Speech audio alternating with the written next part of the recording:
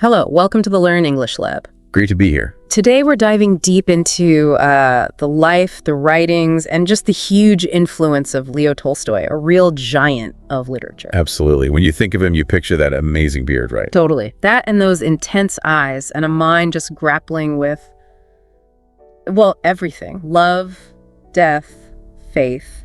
The big questions. What's the point of it all? Yeah. His novels aren't just stories, are they? No way. They're like entire worlds. They pull you right in, make you think about being human. Well, he wasn't just a writer. What? Philosopher, rebel, spiritual seeker. Yeah, his own life story is as epic as his books.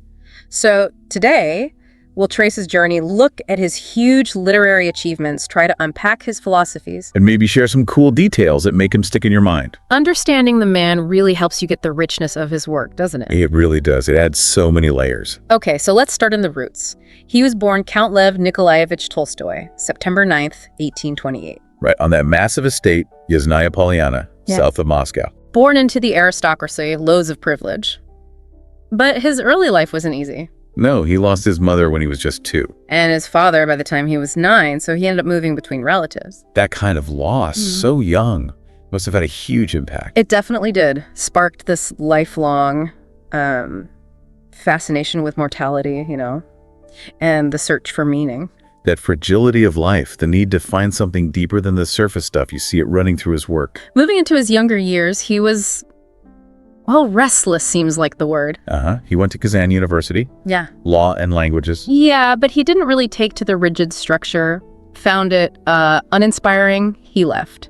And then came that period of, well, partying, gambling. Yeah, racking up debts. Kind of a classic searching for direction phase, maybe. Happens to the best of us. Then he went back to Yasnaya Polyana in his early 20s. Right. Wanted to manage the estate, improve things for the serfs.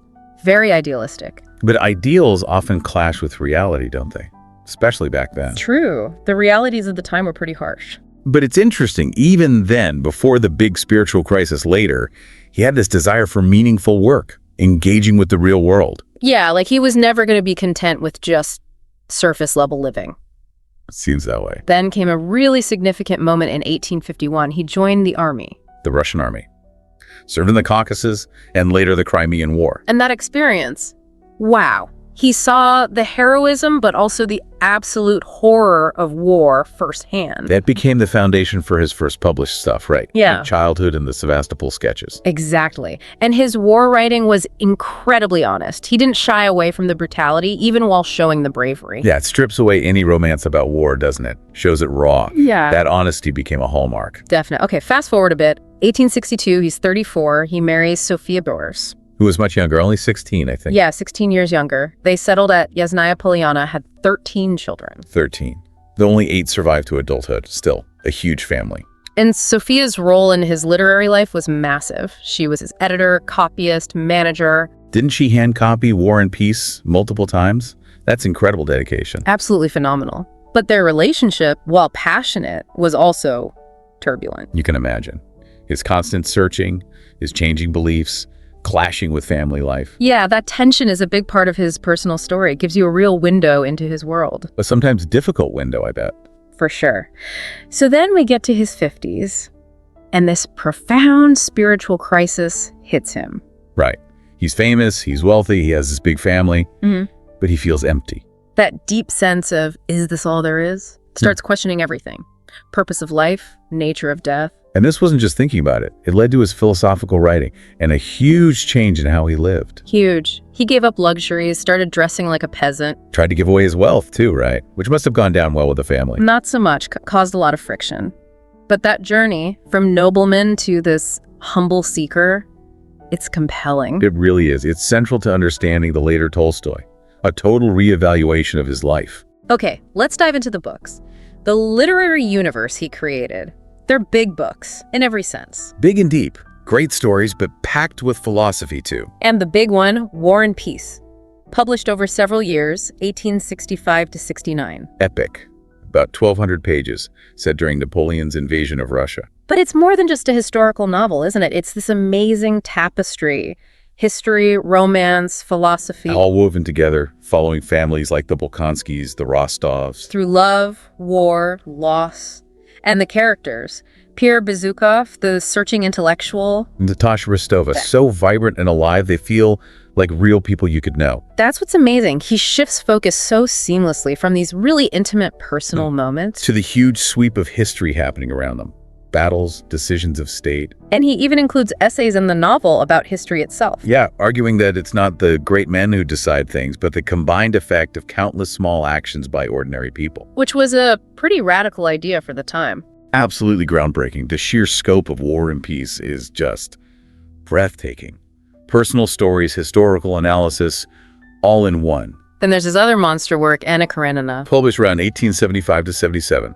This one shifts the focus, maybe more inward. Definitely. From the battlefield to the complexities of the human heart. It centers on Anna, obviously. A married woman, high society, who has this passionate, doomed affair with Count Vronsky. And her story just rips open the hypocrisy and the rigid rules of 19th century Russian society. But it's not just her story, is it? There's the parallel story of Levin. Right, Levin. The landowner struggling with love, faith, the meaning of life. And his journey feels very much like Tolstoy's own struggles, doesn't it? It really does. It's often seen as quite autobiographical in parts. And Anna Karenina is often called one of the greatest novels ever. That balance of intense emotional drama and deep insight. It's incredible. Anna's passion, her suffering. Yeah. It really gets to you. And Levin's searching makes you think about your own life. And that opening line, happy families are all alike. Every unhappy family is unhappy in its own way. So famous, so true in a way. It sets the stage perfectly. The idea that unhappiness is unique, individual. The psychological depth in Anna Karenina is just phenomenal. Love, society, the search for meaning, contrasted through Anna and Levin. Beyond the epics, though, he wrote some powerful shorter stuff, too. Like The Death of Ivan Ilych, 1886. A novella, much shorter, but wow, it packs a punch. It really does. This story of a judge confronting his death and realizing how superficial his life has been. It sounds grim, but it's beautifully written, very direct language. It's a stark look at mortality and the need for an authentic life. Really moving. And later in life, he focused more on philosophy and religious writing. A confession, the kingdom of God is within you. Yeah, these get right into his beliefs about nonviolence, simplicity, universal love. Really interesting if you want to explore those ideas directly. Those later works give you a very clear view of his core beliefs, the ones that came out of that spiritual crisis. Quite radical stuff. His influence definitely went way beyond just literature, didn't it? Into philosophy, social movements. For sure. That spiritual crisis led him to this unique vision, a blend of Christianity, nonviolence, rejecting materialism. He still called himself a Christian, but his ideas were pretty different from the official Russian Orthodox Church. Very different. He focused on what he saw as Jesus's core message: love, nonviolence, rejecting wealth and power. And he was critical of governments, armies, even the church itself for distorting that message. Which led to his idea of Christian anarchism, a society based on respect and cooperation, no hierarchies. And that book, The Kingdom of God is Within You, it had a massive impact. Huge. People like Mahatma Gandhi, Martin Luther King Jr. John Dee especially. He took so much inspiration from Tolstoy's ideas on nonviolent resistance. It was crucial for India's independence movement. It's amazing how his philosophical ideas traveled and influenced real-world change. That focus on peaceful resistance was powerful. A key part of his philosophy was simplicity and equality. Well, absolutely. He tried to live it. Austerity, peasant clothes, manual labor. Trying to give away his wealth, though, that got complicated legally and with the family. But he was a strong voice for social justice, championing the serfs, criticizing the class system. And his commitment to education, too, starting schools for poor kids at Yasnaya Polyana. Focusing on storytelling, learning from nature. Pretty progressive. His dedication to nonviolence was total. No war, no punishment, ever. Uncompromising, which led to his books being censored and eventually being excommunicated by the church in 1901. Wow. But that philosophy resonated worldwide, inspiring peace and social change movements. His commitment was real, even when it caused him personal trouble. He wasn't just talking the talk. No, he was genuinely trying to live by these incredibly demanding beliefs, challenging the norms of his time. His life is full of these fascinating details, too. Like, he was a polyglot. Yeah, fluent in French, German, English, studied others too. You could see that precision in his writing. And his teachings inspired actual communities, Tolstoyan communities. Started in the 1880s, based on nonviolence, simple living. Some still exist in some form today, believe it or not. That's wild. He also became a vegetarian later in life. Yeah, in his 50s, for ethical and health reasons. Wrote about it too. And he corresponded with people like Gandhi, George Bernard Shaw, exchanging big ideas. He was really connected to the intellectual currents of his time, influencing and being influenced. Then that final act, leaving home at 82. So dramatic. Leaving Yasnaya Polyana after conflict with Sofia, seeking a simpler life. But he got sick almost immediately. Died at a remote train station a few days later. A poignant end. These details really paint a picture of this intensely engaged, complex man. His life story is as gripping as his fiction. And understanding his personality. He was full of contradictions, wasn't he? Definitely. Charming, great storyteller, warm presence apparently, but also really stubborn, demanding. Preaching generosity, but could be harsh with his own family. His diaries show him constantly questioning, never satisfied. Which fueled his genius, probably, but made him difficult to live with. Sofia certainly found his moods and radical ideas frustrating. And that contrast. Privileged background, comfortable life for a long time. Yeah. Then preaching simplicity. People called him a hypocrite. You can see why. But maybe those contradictions make him more human, striving for ideals that are maybe impossible to fully live up to.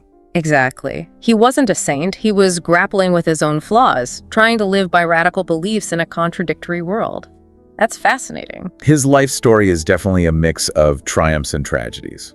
Losing his parents young, shaping that search for meaning. Failures early on in university, managing the estate, maybe they gave him humility and definitely material for his writing, made his characters real. Then boom, literary stardom in his 30s. War and Peace, Anna Karenina. International fame. But fame didn't bring peace, did it? It just intensified that spiritual search. Leading to that crisis in his 50s, exploring religions, philosophies, finding his own interpretation of Christianity. Which strained relationships, but gave him this renewed purpose for living and writing. And then the final departure in 1910. Seeking peace, but finding illness and death at that train station became global news. A huge loss. His life really shows that deep connection between personal experience, his writing, and his evolving philosophy. Absolutely. His struggles, joys, intellectual breakthroughs, they all fed into the themes and characters in his great works. And even now, over a century later, his work and ideas feel incredibly relevant. Totally. The themes are universal, aren't they?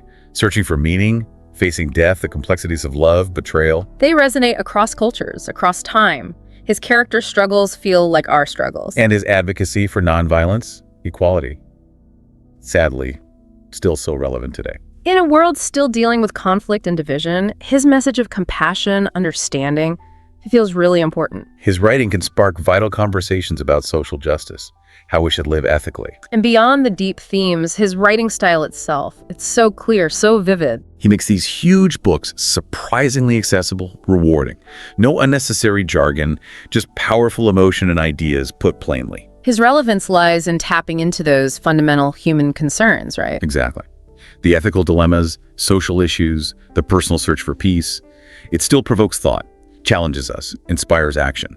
And his skill as a writer makes sure those themes hit home generation after generation. So Leo Tolstoy's life, Yeah. it really was an epic journey. Art, ideas, personal transformation. From privilege to spiritual awakening to that poignant end, a testament to the human spirit's search for meaning. His masterpieces still grab us, challenge us, make us think about love, war, society, our place in it all. And his ideas on nonviolence, simplicity, equality, they've genuinely changed history, inspired movements worldwide. His legacy as this literary giant and profound thinker is secure, still offering us insights for navigating our own complex world. It really is a legacy that keeps challenging and inspiring, grappling with the big questions in his writing and his life. It's a powerful example. So if this deep dive into Tolstoy's world has sparked your curiosity, We definitely encourage you to explore his work further. yeah, maybe start with something shorter, like The Death of Ivan Ilyich, or just jump right into the epic journey of War and Peace. You'll find compelling characters, timeless ideas. It's a rich landscape for learning and reflection. Reading Tolstoy isn't just about literary history. No, it's an investment in understanding the human condition itself. Well said.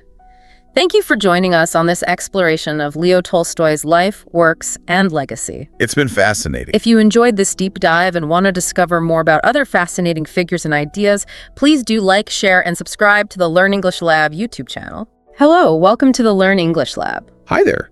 Today, we're diving deep into a truly, well, immense and enduring work of world literature, Leo Tolstoy's Anna Karenina. Yeah, it's a giant. And this isn't just going to be a quick summary, you know. No, definitely not. Our aim is really to explore the core ideas, the themes, and the incredible literary skill that keeps this, 800-plus page novel so powerful, especially, I think, for people learning English. Absolutely. We want to unpack its complexities, maybe reveal some surprising angles, and ultimately help you appreciate its just profound impact. Mm-hmm. We'll look at Tolstoy's, unique way of writing, the big ideas he gets into, some of those really famous lines. Oh, yeah. And even give some guidance on how you, as an English learner, can actually navigate and hopefully really enjoy this masterpiece. Sounds good.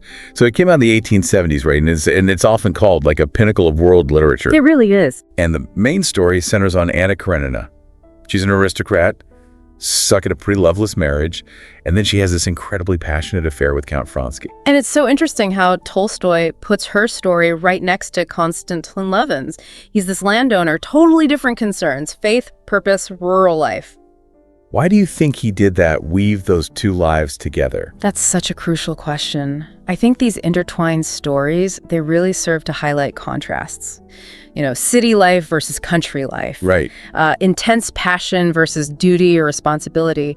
And that classic friction between what an individual wants and what society expects. Okay. It lets him explore these huge themes from, multiple angles. And this is all happening with major changes going on in Russia at the time, right? Like the emancipation of the serfs, industrialization kicking off. Exactly. And those currents, they're not always obvious, but they're definitely woven into the fabric of the story.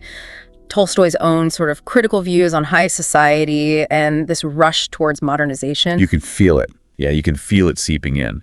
It shapes the characters' worries, the pressures they're under. I mean, think about the role of trains. Mm-hmm. Industrialization. Yeah.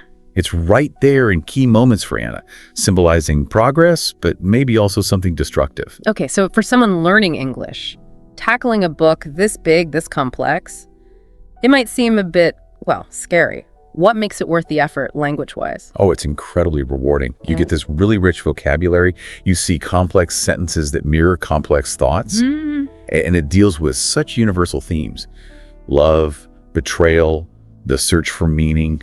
Reading Anna Karenina is just a fantastic way to level up your literary English comprehension and, engage with some really deep philosophical ideas. And if someone's thinking, okay, I'm going to try this, what's a good way to start? Any tips? Well, definitely consider annotated editions. They can explain a lot of the cultural stuff or historical references that might not be obvious. Good idea. And keep a dictionary or a translation app handy. Also, don't try to read it all in one go. Break it into smaller chunks. That makes it feel much more manageable. Let's talk about Tolstoy's writing style itself. It's often called realism. What does that actually mean for the reader? Yeah, realism. It basically means he was trying to paint a picture of life as it really is, warts and all, no romanticizing. Okay. He often keeps this kind of objective distance, letting you, the reader, make your own judgments. But underneath that, there's this deep empathy, I think, for human struggles. It feels like watching real people with real complicated lives. Can you think of an example where that psychological realism really comes through? Oh, definitely. Think about how he describes Anna's state of mind later on. There's that metaphor about her nerves being like tightened strings. Ah, yeah. It just perfectly captures that internal pressure, that anxiety building up.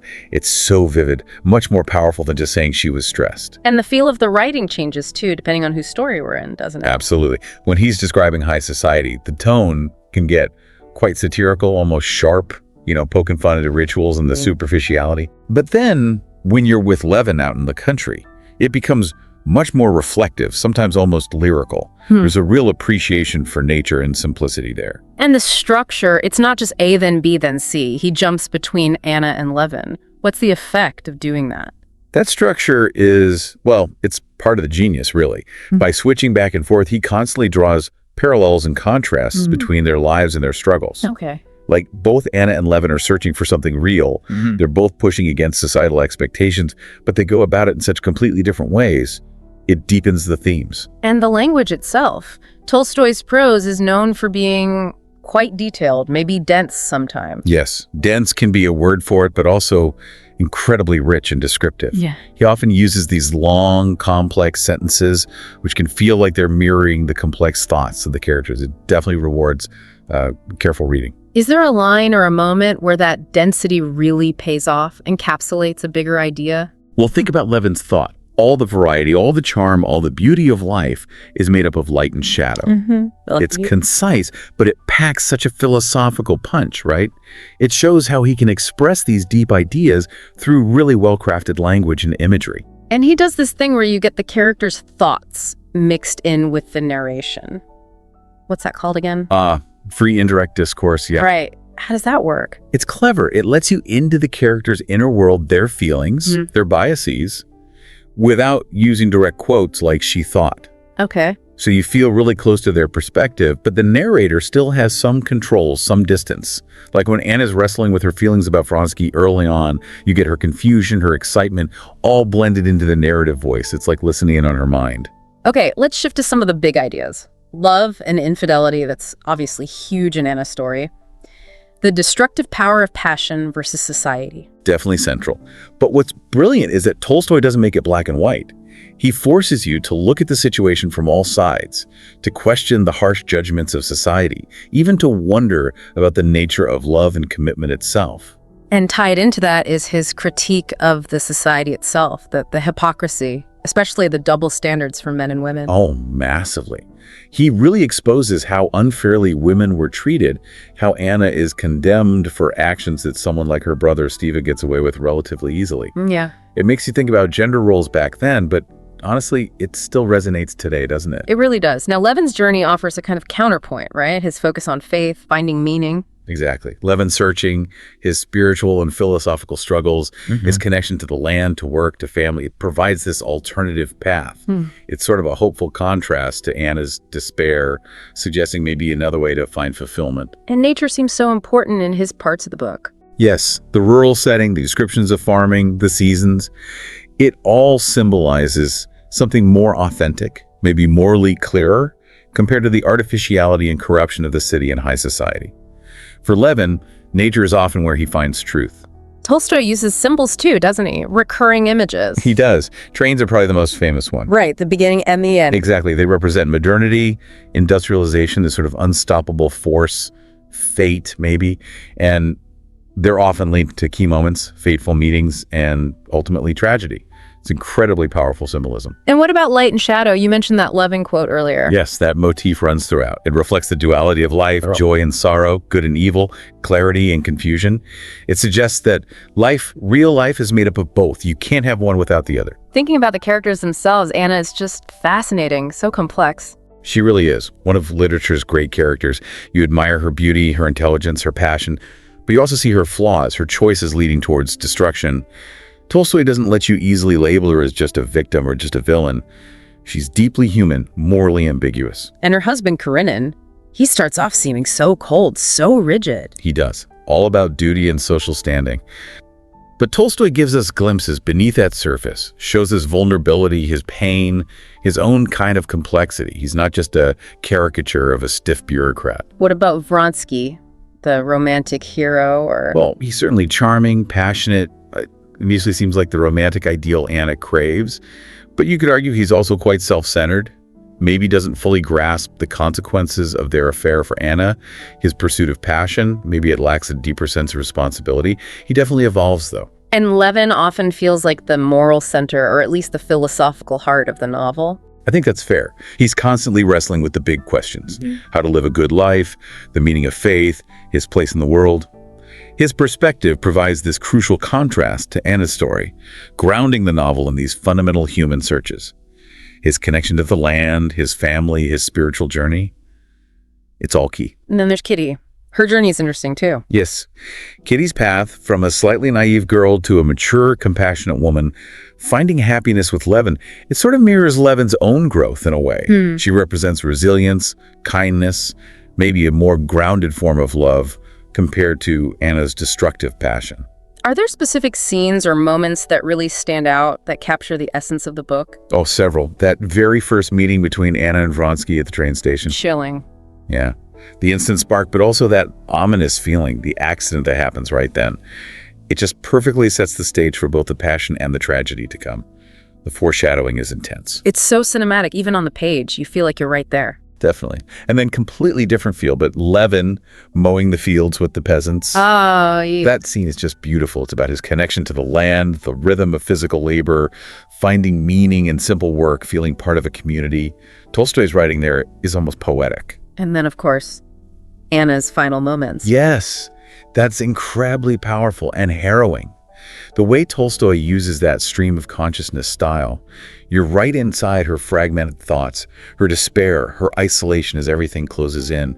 It's unforgettable. It really forces you to confront complex feelings about her empathy, judgment, sadness. Exactly, which ties back to Tolstoy's underlying philosophy, perhaps. You see it most clearly through Levin, this emphasis on living authentically, finding meaning in simplicity, faith, real work, connection. Which contrasts so sharply with Anna's path, where pursuing passion leads her further and further into isolation and despair. Right. It seems Tolstoy might be suggesting there's a danger in desires that become all-consuming, that aren't balanced by maybe responsibility or connection to something larger than the self. Yeah. And he's critical of institutions too, isn't he? Like marriage, the church. Yes, he definitely scrutinizes them, showing how they can sometimes value appearances and social convention over genuine feeling and human connection. Think of Karenina clinging to the form of marriage long after the substance is gone. Anna Karenina is also full of just incredibly memorable lines. That opening sentence is probably one of the most famous in all of literature.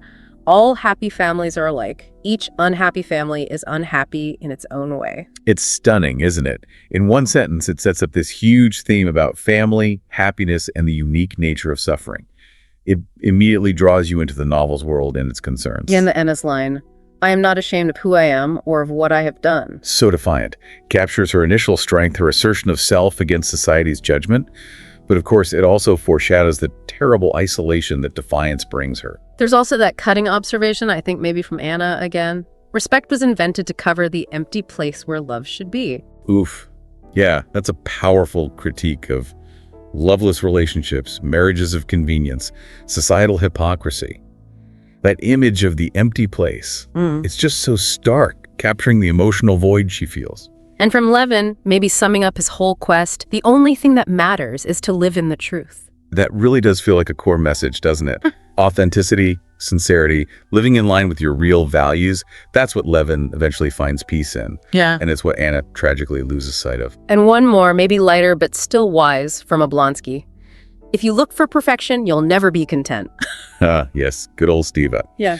But it's true. It's a great reminder about chasing impossible ideals versus finding satisfaction in the messy reality of life. A very human piece of wisdom. So for our listeners learning English, if they decide, okay, I'm going to read Anna Karenina, any final practical advice to make it a good experience? Okay, first, maybe check out different translations. Pivari and Volokhonsky is popular, Garnett is classic, Bartlett is newer. See which style clicks for you. Good point. Break it down. Don't feel you have to read 50 pages a day. Manageable chunks. Use those annotations or online guides if you get stuck on context. And vocabulary. Actively note down new words. Maybe keep a little notebook. And really engage with it. Highlight things, make notes in the margins, ask yourself questions. What about watching adaptations? Can that help? It can, definitely. Yeah. Seeing it visually can help solidify characters and plot. But always remember, the book is the source. Adaptations often simplify or change things. Makes sense. Joining a book club or finding someone to discuss it with could be huge too. And maybe try writing short reflections on characters or themes. Great practice for your English. The book's legacy is massive too, isn't it? Its influence on writers who came after. Oh, absolutely huge. Its psychological depth, its realism, its social commentary. It influenced so many major writers. Yeah. Reading Anna Karenina gives you a kind of foundation for understanding a lot of other great literature. And it keeps getting adapted, reinterpreted. Constantly. Films, TV series, ballets. And the debates continue. There's especially feminist readings of Anna, discussions about Tolstoy's portrayal of women. It's still very much alive culturally. And it's striking how relevant the core themes still feel, even though it's set so long ago. Totally. Gender inequality, the conflict between what we want personally and what society expects, that search for meaning. These things haven't gone away. You could even map them onto modern issues like social media pressure or work-life balance struggles. Exactly. The specifics change, but those fundamental human dilemmas Tolstoy explores, they're timeless. So Anna Karenina really is Well, it's a journey, a rich and rewarding one. It's not just a great story, but this incredibly deep look at timeless human experiences. And for English learners, what an amazing opportunity to boost your language skills with a true masterpiece. Definitely. By really digging into how Tolstoy tells the story, thinking about the big ideas, reflecting on those enduring insights, you can get so much out of it for your English and just for your understanding of life. It is a big commitment reading it, no doubt, but the payoff, intellectually and emotionally, can be immense. It really pushes you to think about love, society, morality, the big stuff. Whether you connect most with Anna's tragic passion or Levin's search for meaning, or just the incredible wisdom scattered throughout, it's a literary adventure that really sticks with you. And maybe as you read, you'll connect with Levin's realization. All the variety, all the charm, all the beauty of life is made up of light and shadow. We really hope this deep dive has shone a light on some key parts of this incredible novel for you. Hope it was helpful. And if you found this exploration valuable, please do like, share, and subscribe to this YouTube channel for more deep dives into fascinating topics. Hello, welcome to the Learn English Lab. Today, we're diving deep into, well, a truly monumental work of world literature, Leo Tolstoy's War and Peace. It really is monumental, isn't it? And, it's so much more than just a novel. It's this huge, immersive experience. It blends these personal stories, these fascinating characters, with a massive sweep of history, specifically the Napoleonic Wars, period. So you kind of get to know these individuals really well, but at the same time, you're seeing these huge historical forces acting on them. Exactly. You understand their world and them. Okay, so our aim today is, I guess, to unpack some of the key bits of this masterpiece, make it feel a bit more accessible. Yeah, and maybe get you interested in tackling it, perhaps as part of your English learning. We'll touch on Tolstoy's writing style, which is unique. Definitely, and some of the big ideas in the book. And maybe a few of those famous quotes everyone seems to know, even if they haven't read it. Sounds good. Where should we start? Maybe with his style. Yeah, let's do that. The realism first. It feels incredibly observant. Oh, absolutely. He had this amazing knack for capturing, tiny details, human behavior, society. Even though it's historical, it feels so real. You can almost picture those grand balls. Or, conversely, feel the grit and chaos of the battlefields. He uses such vivid sensory language. And for English learners, that's great, right? You encounter all these precise adjectives, adverbs, really rich vocabulary. Definitely boosts your descriptive word bank. But it's not just realistic, is it? There's that philosophical side, too. No, you're right. He often shifts gears, goes into these deeper reflections, thinking about history, free will, what it all means, especially in those historical essays sort of woven in and the epilogue. Yeah, those bits can be a bit dense sometimes. It can be challenging structurally, but the ideas are profound. Like his whole take on history not being just about leaders. But about, countless small actions adding up. Exactly, that collective movement. It really makes you think differently about how history happens. So weaving that philosophy right into the story, Yeah. what does that do for the novel, do you think? Well, it elevates it, doesn't it? It stops it being just a chronicle or just character drama. He's inviting you, the reader, to engage with these big questions alongside the characters. Look at this life, now think about what it signifies. Sort of like that. Yeah, precisely. It adds this whole other dimension. And there's also a real warmth, I find, a kind of compassion. Oh, definitely. Humanistic is a good word for it. He shows such empathy for the characters, even with all their flaws and struggles. You really feel their inner lives, like Pierre searching for meaning. The emotional language feels powerful, but often quite simple, actually. Very relatable. Absolutely. He shows the messy truth of being human, I think. Their mistakes, their feelings, and you understand them, you feel for them, even when they mess up. That's real skill. It is. But he can also be quite sharp, can't he? There's that vein of irony, maybe satire. Yes. Especially directed at the aristocracy, their vanity. Right. And sometimes the sheer absurdity of war itself.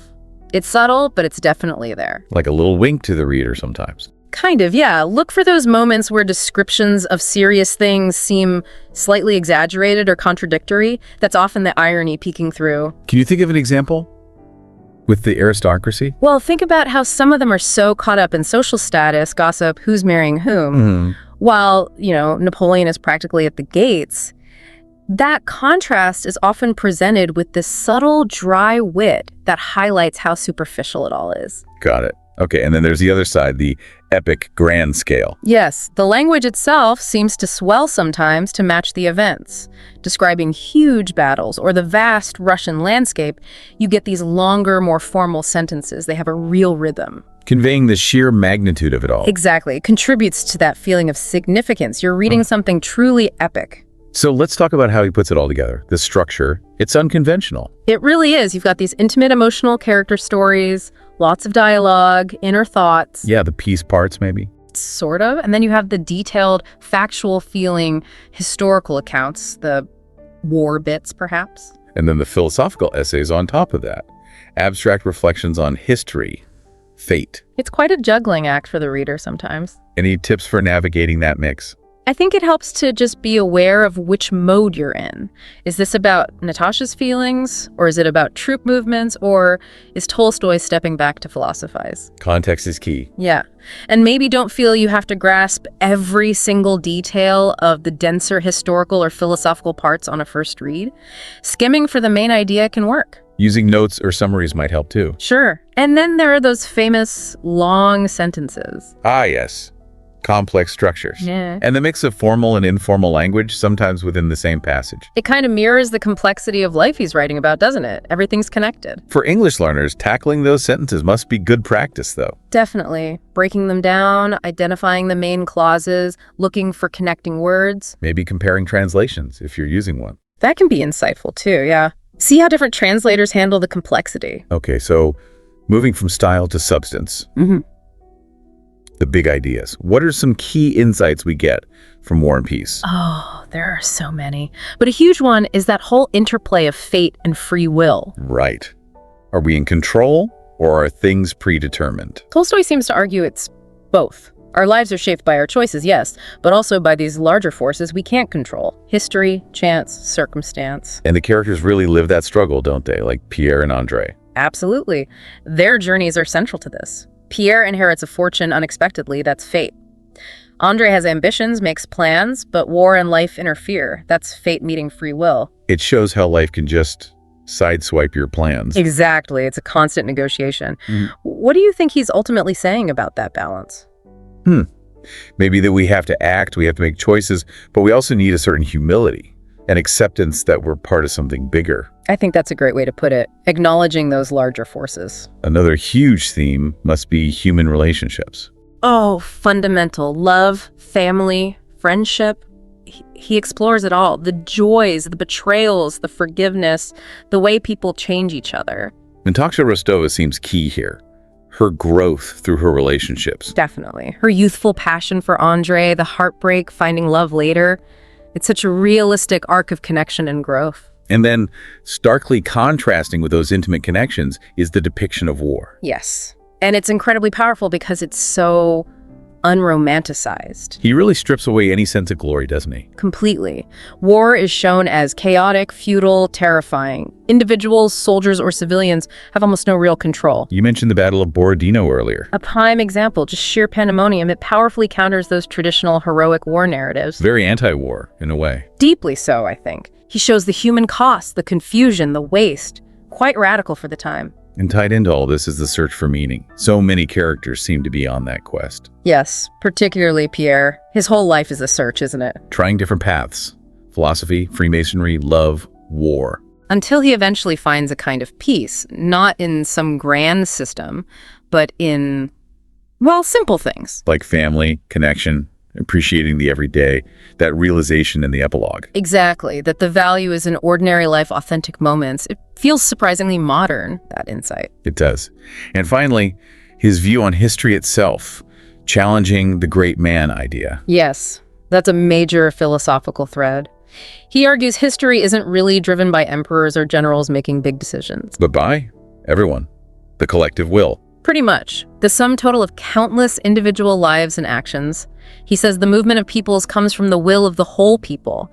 It really shifts the focus away from leaders. It makes history seem less like a top-down process and more like a tide. That's a good analogy. Leaders might think they're directing the tide, but they're actually just being carried along by it. Okay, let's touch on some of those memorable quotes. They really encapsulate these ideas. They do, like Pierre's famous line, "We can know only that we know nothing, and that is the highest degree of human wisdom." Wow.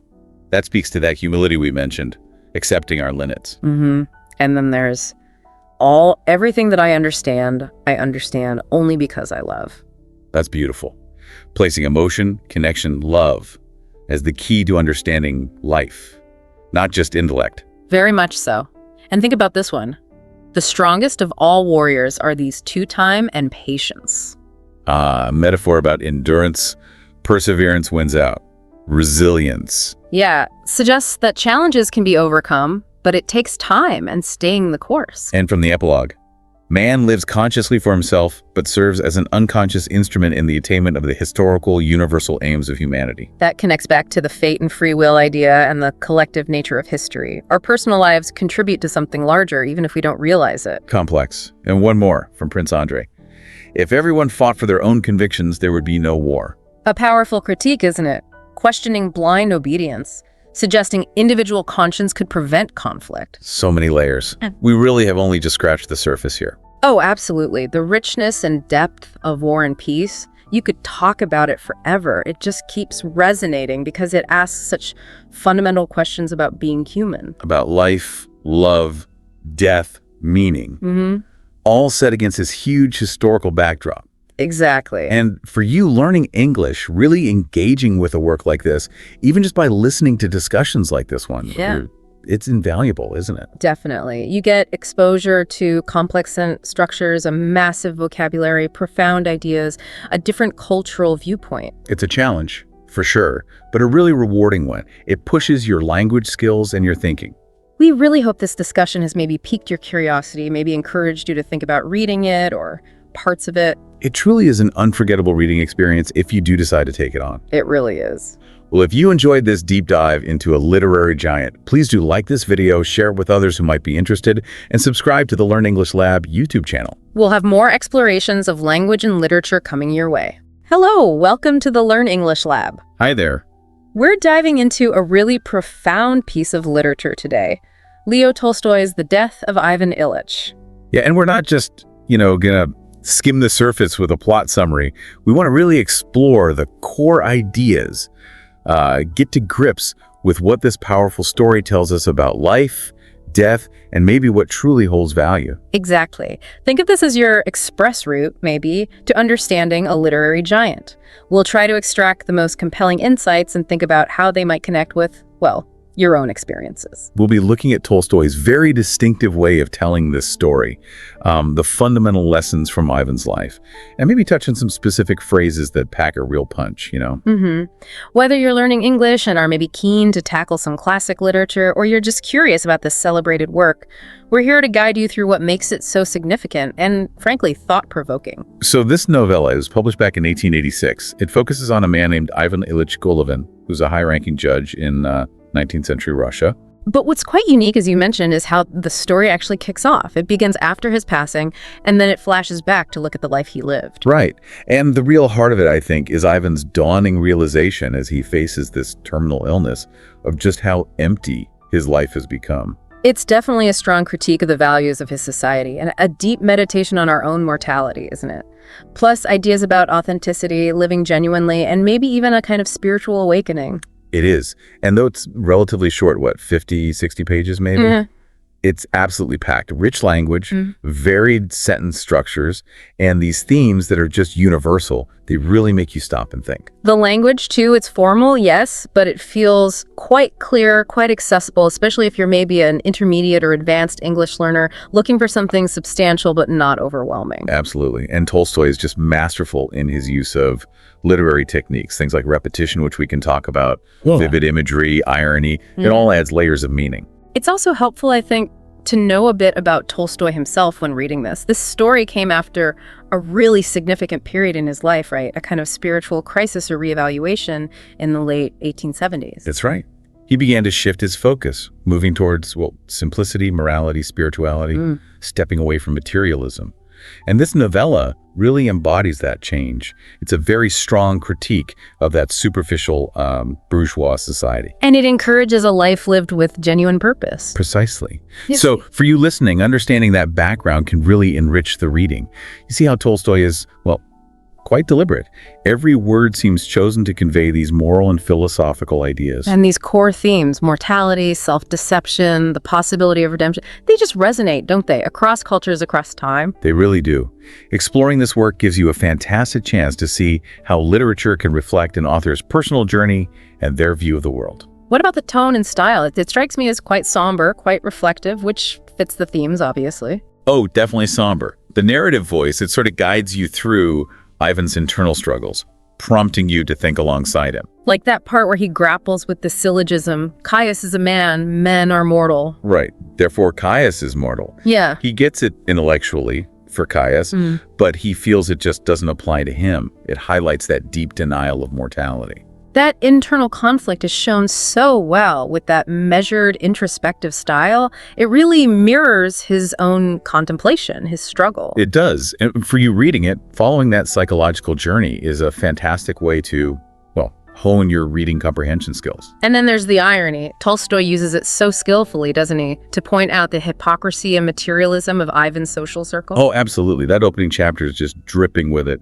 His colleagues, they hear he's died, and their first thoughts are about promotions, vacancies. Not about grief. There's that line, isn't there? That complacent feeling that it is he who is dead and not I. Exactly. It's such a direct hit, showing their self-centeredness.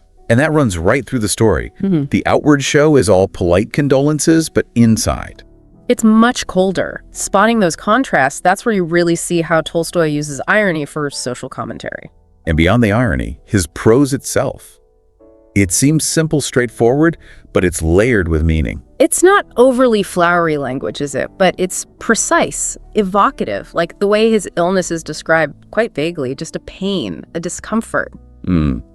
That lack of specific detail, you could almost read it as representing something deeper, couldn't you? A kind of spiritual unease, not just physical pain. That directness makes it accessible, but the underlying meanings give you so much more to chew on. And another technique he uses really effectively is repetition, especially to underscore Ivan's growing awareness, his dawning horror about death. You mean like the phrase, "it is impossible"? Yes, exactly. It pops up again and again as he fights against accepting his mortality. That constant repetition really creates a sense of his internal battle, his psychological state. Recognizing those patterns helps you see how these literary devices actually work, how they build meaning within the text. So let's talk about some of the key insights.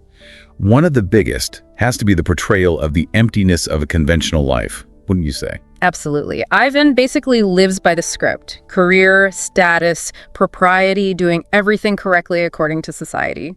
But it's hollow. And as he faces death, he has this terrible realization that his life lacked genuine connections, real purpose. It's a central idea, and it still hits home for readers questioning their own paths, I think. Definitely. And for you listening, thinking about this conventional but empty life, it really pushes you to ask, what does make a life meaningful? How much do societal pressures shape our choices? Reflecting on that is great practice for articulating your own thoughts, whether speaking or writing. The story also forces us, quite uncomfortably, to confront the inevitability of death. Yes, Ivan's initial reaction, "It cannot be me." That's such a common human thing, isn't it? To push the thought away. But the story suggests that acknowledging it, rather than denying it, might actually lead to a more authentic way of living. That theme gets really powerful as Ivan's suffering increases in chapter 9, and he starts really questioning his whole existence. Exploring that theme, maybe thinking about your own perspective on mortality. It's challenging, but valuable. And the novella introduces some important vocabulary around philosophy, existential thought too, which can definitely enrich your understanding. Then there's the power of compassion. It shines through, mainly with Gerasim, the peasant servant. Oh, Gerasim is crucial. He's such a stark contrast to Ivan's family and friends. He offers genuine care, simple kindness, without pretense. His empathy just highlights the artificiality, the hypocrisy of Ivan's social world. It suggests true humanity is found in those selfless acts. It does. Comparing Gerasim's actions holding Ivan's legs, talking frankly about death with the others, you really see Tolstoy's moral point about how we should treat each other. And ultimately, Ivan does seem to undergo a kind of spiritual awakening as he nears the end. Yes, a transformation. Yeah. He realizes his pursuit of status, comfort, all that.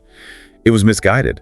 Love and honesty are what actually matter. Symbolized by that light he sees in his final moments in chapter 12. Right, and that incredibly powerful quote follows. And suddenly it grew clear to him that what had been oppressing him and would not leave him was all dropping away at once, from 2 sides, from 10 sides, and from all sides. That feels like his moment of release, of redemption. The oppression, his fear, his regret just vanishes. It really does. For you, looking closely at that moment of clarity, it deepens your understanding of symbolism, of character arcs, and it introduces language around spiritual ideas, redemption, transcendence. There are some really memorable lines, aren't there? Quotes that just encapsulate the core ideas. Like right at the start, chapter 2, Ivan Ilych's life had been most simple and most ordinary and therefore most terrible. Oof, yeah. That hits hard. Simple, ordinary, terrible. It sums up the tragedy perfectly. A life that looked normal, even successful on the surface, but lacked depth, lacked meaning, making it terrible in its emptiness. The irony is just cutting. And that other quote we mentioned about the syllogism, Caius is a man, men are mortal, therefore Caius is mortal, had always seemed to him correct as applied to Caius, but certainly not as applied to himself. Classic. It perfectly shows that psychological denial. He gets the logic, the abstract concept, but cannot internalize it, can't believe it applies to him. A profound bit of self-deception. Then there's that telling bit from chapter 1 about his colleague's reaction. Besides considerations as to the possible transfers and promotions, the mere fact of the death aroused, as usual, the complacent feeling that it is he who is dead and not I. So revealing, isn't it? The selfishness, the utter superficiality of his social circle. Their first thoughts are about personal gain, not loss. Tolstoy's satire here is just razor sharp, critiquing the values of that society. And we have to come back to that description of his final moments. And suddenly it grew clear to him that what had been oppressing him was all dropping away. That moment of spiritual clarity again. He accepts death, finds peace. That oppressive force, his fear, his regret, it just dissolves as he embraces perhaps love and truth. The light, things dropping away, such strong symbols of liberation. And one more, maybe. Ivan's internal questioning in chapter 11. What do you want? To live. How to live? To live with the consciousness of the soul's life. Yes, that raw, desperate search for meaning beyond the material. Moving towards an awareness of something more, a spiritual dimension. The fragmented thought process there really gives you a window into his mind at that point. So, thinking about English learners specifically, this novella seems to offer quite a lot. I think so. Its length is manageable, not too daunting. The language, while formal sometimes, is generally clear, and you get a good mix of common and more advanced vocabulary. Plus, the themes are so universal you can connect with it personally. And analyzing Tolstoy's techniques, the irony, repetition, symbolism, is great practice for your analytical skills. Definitely. And you get a glimpse into 19th century Russian society, which broadens cultural awareness. Plus, the big questions it asks are perfect for sparking discussions, which naturally helps improve language skills. Well, we really hope this deep dive into the death of Ivan Ilyich has given you a valuable understanding of this incredibly important work. It's a story that just keeps resonating, doesn't it? Because it touches on such fundamental parts of being human. We'd encourage you to think about how Ivan's journey might prompt some reflection on your own life, your own priorities. You know, what does a truly meaningful life look like to you? There's always more to explore, of course, in Tolstoy's writing and the themes in this novella. We really do encourage you to delve deeper if it sparked your interest. And if you found this exploration helpful, please do like, share, and subscribe to this YouTube channel for more literary deep dives and English language learning content. Thanks for joining us. Hello, welcome to the Learn English Lab. Hello. Today we're diving deep into a really quite remarkable piece of writing by Leo Tolstoy, a confession. Yeah, many people know him for the epics, War and Peace, Anna Karenina. Right, the huge novels. Exactly. But this one, it's shorter and intensely personal. It really gives you a unique window into his spiritual and philosophical struggles. And we should say, this isn't just the sort of standard book summary. No, not at all. We're looking at these fundamental questions he raises about the meaning of life, about faith, our existence. Big stuff. Huge stuff. But importantly, it's presented in language that's surprisingly clear, surprisingly accessible. Which is great news for anyone learning English, right? It's a fantastic chance to engage with some pretty significant ideas while, honing your language skills. Definitely. So our mission today really is to unpack the core of this confession. We want to understand Tolstoy's journey and pull out the key insights that, frankly, still resonate today. We'll look at how he writes, the big themes he's grappling with, some of his most powerful statements. Think of it as your shortcut, maybe, to getting a handle on this really influential work. So where do we start? This book, A Confession. When did he write it? Good question. It was penned when he was in his early 50s, so around 1879, maybe 1880. Okay. And it basically documents this profound existential crisis he went through, which is kind of surprising because on the surface... He had it all, right? Yeah. Famous writer, landowner, family man. Exactly. All the markers of success. And yet he's hit by this deep, deep struggle. So what were those core questions he was wrestling with? You mentioned existential crisis. Yeah, he was grappling with really fundamental things. What's the purpose of my life? Why am I here? Why does anything exist? Wow. And also the inevitability of death. That looms large. Plus, questioning the validity of different belief systems, religion, philosophy. He really put everything under the microscope. And you mentioned it's structured. It is, yeah. Quite methodically, actually. It's laid out in 16 chapters. 16. Okay. And each chapter sort of marks a stage in his thinking, his spiritual evolution, you could say. A clear progression then. And the language, you said it's different from his novels. Very different. Much more straightforward, almost conversational. That's why it's quite suitable for English learner. Okay. Simpler sentences. Generally, yes. Simpler structures, first-person perspective. It feels more direct than, say, the elaborate prose of War and Peace. Makes sense. Less intimidating, perhaps. Less intimidating linguistically, yes. But the ideas themselves, they still pack a punch. They're deep, philosophical. Right. So accessible language doesn't mean simple ideas. Not at all. It offers a good challenge intellectually. Okay, let's dig into that a bit more. How he actually wrote this confession. What can you tell us about the literary style? The tone, maybe? Well, the tone is incredibly intimate. It's reflective, almost like you're reading a private journal entry, or he's having a very personal conversation directly with you. That close feeling. Yeah, it really draws you into his internal world. You feel his struggles quite acutely because of that closeness. Do you have an example of that intimacy? Sure. Right near the beginning, he makes this incredibly frank admission. He says something like, I'm paraphrasing slightly, I was baptized and raised Orthodox Christian, taught it all through my youth.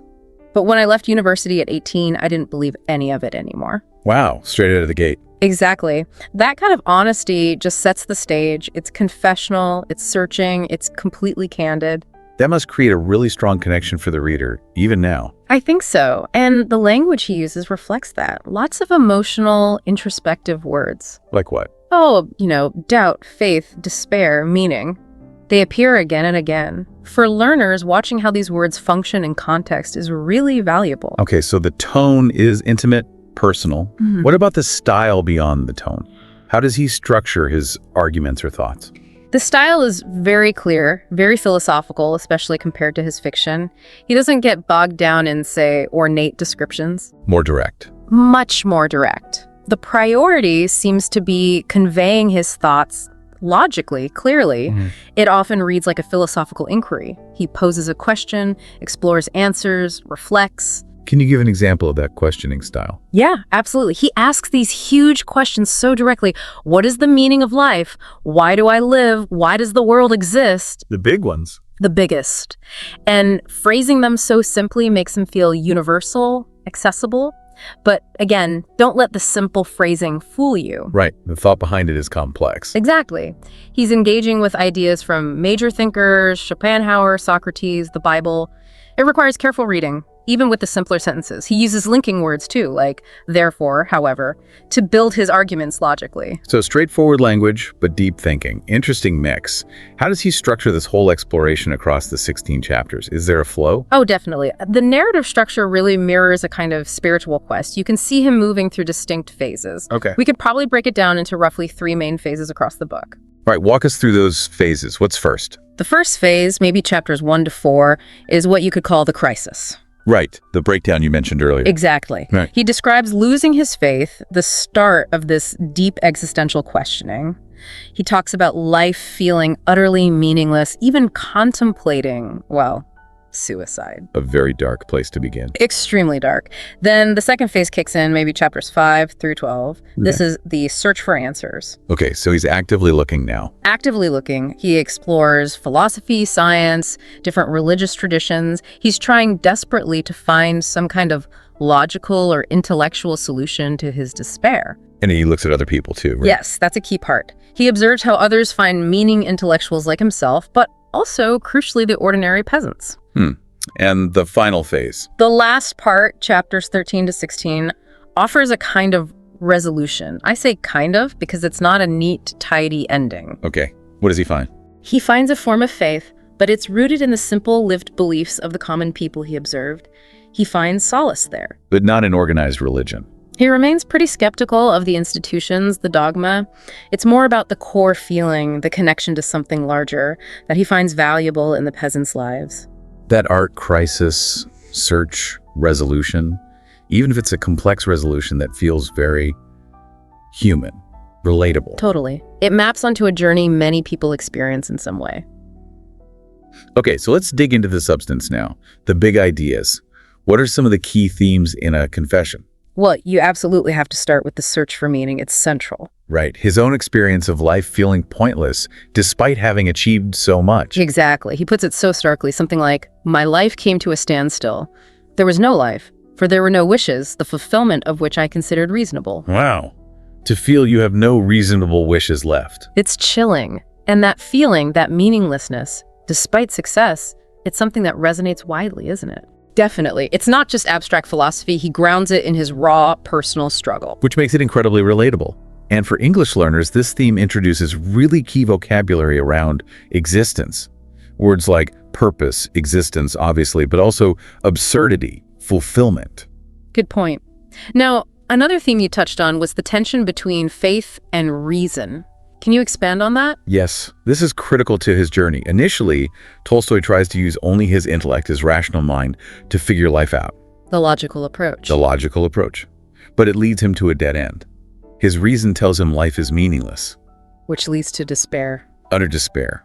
Brink of self-destruction, as he says. It's only then he starts to see that faith, maybe not dogma, but faith itself offers a kind of strength, answers that reason couldn't provide. He has that famous line, doesn't he? He does.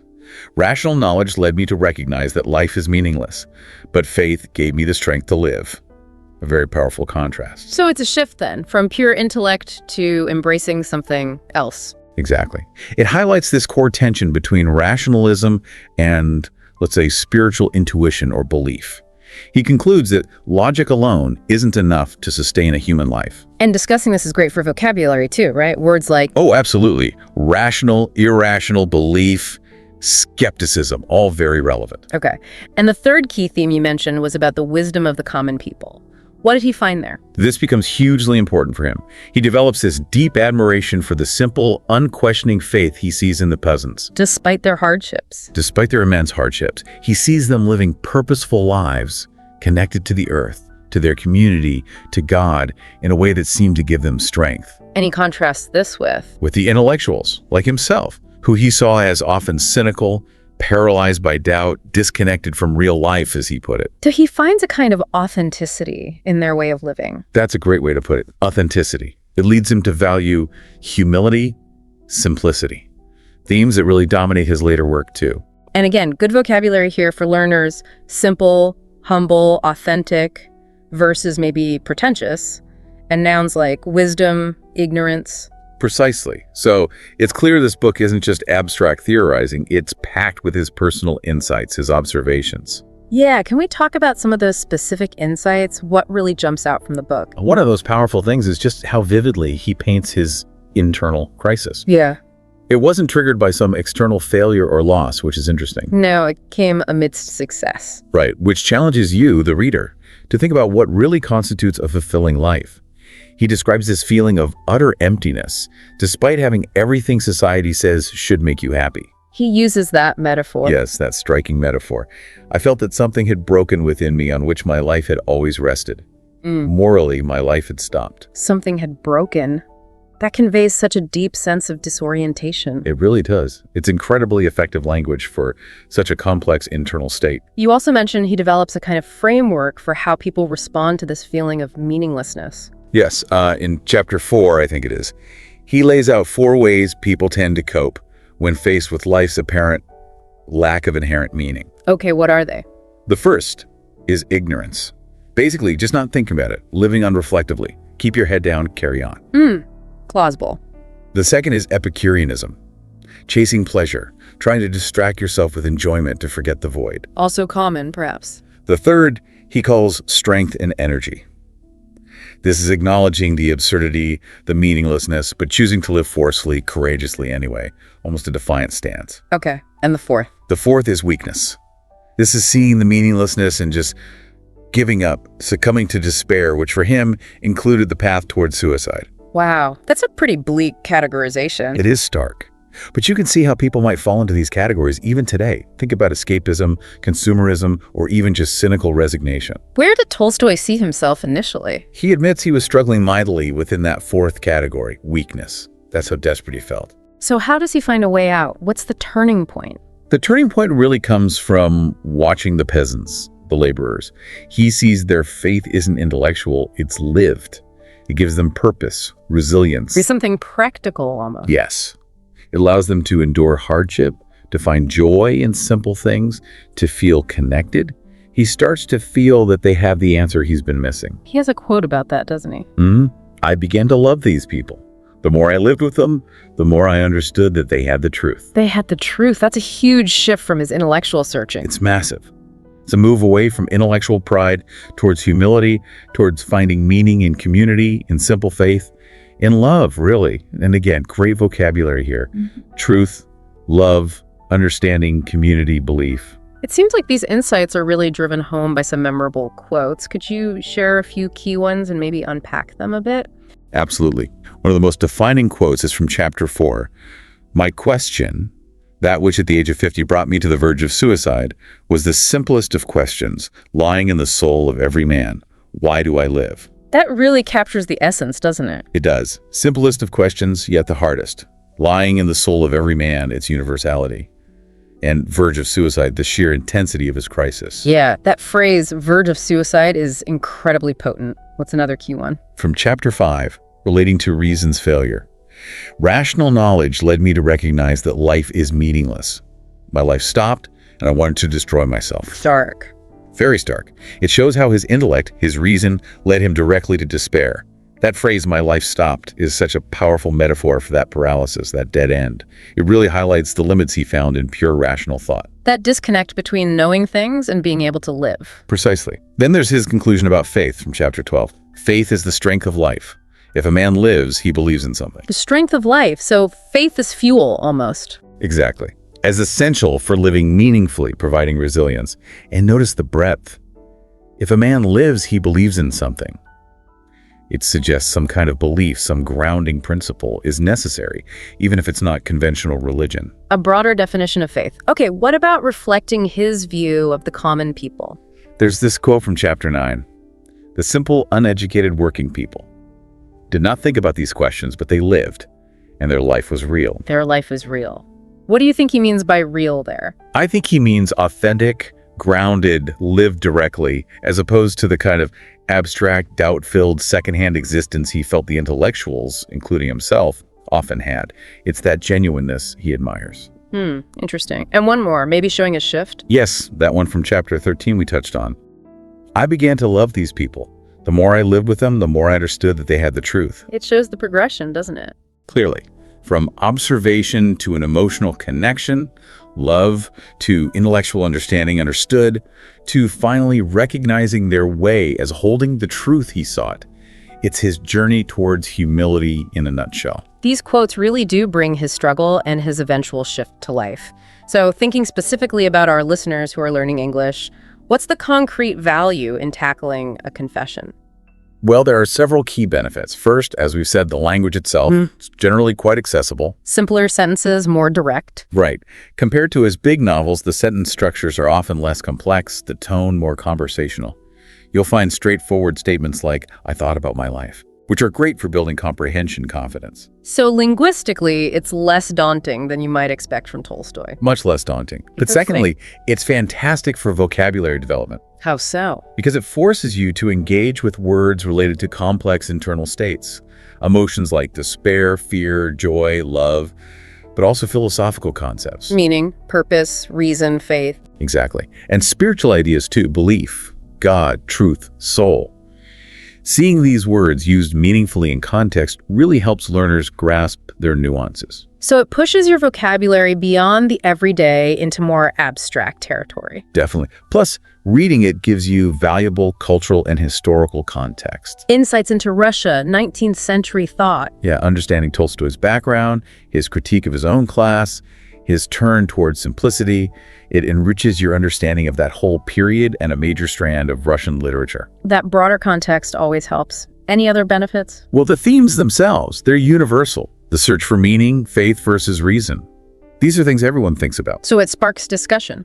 Absolutely. It encourages reflection on your own life, your own beliefs. It's great material for discussion practice or even writing practice in English, allowing learners to express complex ideas. So it's a double win, really. Language practice combined with deep, meaningful reflection. Couldn't have said it better. A confession really does offer this powerful, very relatable journey into life's biggest questions. Tolstoy's honesty about his crisis and his path towards finding some kind of faith, it's not just compelling reading. It gives you insights for your own life, your own search for meaning. Exactly. And for you learning English, it really is a treasure trove. Clear language, profound ideas, a unique chance to stretch your vocabulary and grapple with significant philosophical themes. We really hope this deep dive has maybe sparked your curiosity to pick up a confession yourself. It's one of those books that tends to stick with you, makes you think long after you've finished the last page. Definitely prompts continued reflection. So if you enjoyed this exploration, if you found it insightful, and you'd like to delve into more fascinating literary and philosophical works with us, Please do like this video, share it with others who might be interested, and of course, subscribe to the Learn English Lab channel here on YouTube. we'd love to have you join us for future deep dives.